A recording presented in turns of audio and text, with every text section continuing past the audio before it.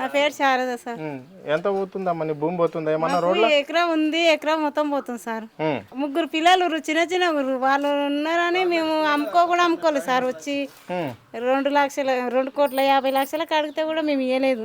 అది ఇప్పుడు రోడ్లో పోతుంది. ఇప్పుడు మాకు ఏం లాభం, మేము ఎట్లా బతకాలో ఏం చేయాలో మాకే అర్థమవుతుంది. ప్రభుత్వం ఎంత ఇస్తా అంటుందమ్మా? మాకు ఇంకా ఏది చెప్పలేదు సార్. వాళ్ళు మొన్న వచ్చి ముగ్గు పోసుకొని పోయారు, అది గుర్తులు పెట్టిపోతురు. కానీ మాకు ఇంకా ఏది మీకు ఇది ఇస్తాము, మీకు ఇంత లేకపోతే అక్కడ ఏమన్నా ఈ జాగ ఇస్తాము, ఈ డబ్బులు ఇస్తామని ఏది చెప్తలేరు మాకు. మరి బయట మేము ఎంత పోతుందో అంత ఇస్తే చాలు. 3 కోట్లు ఎకరం అట్లా ఇవ్వాలి.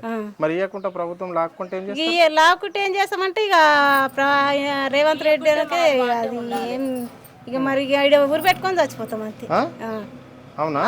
అంతే పని చేస్తాం. ఆడ బైకాడికి పోతాం, మా పిల్లలు మేము అందరం పోతాం, ఏదన్నా తీసుకొని పోతాం, అదే చేస్తాం. అంతే, పైసలు మీకు ఇవ్వకపోతే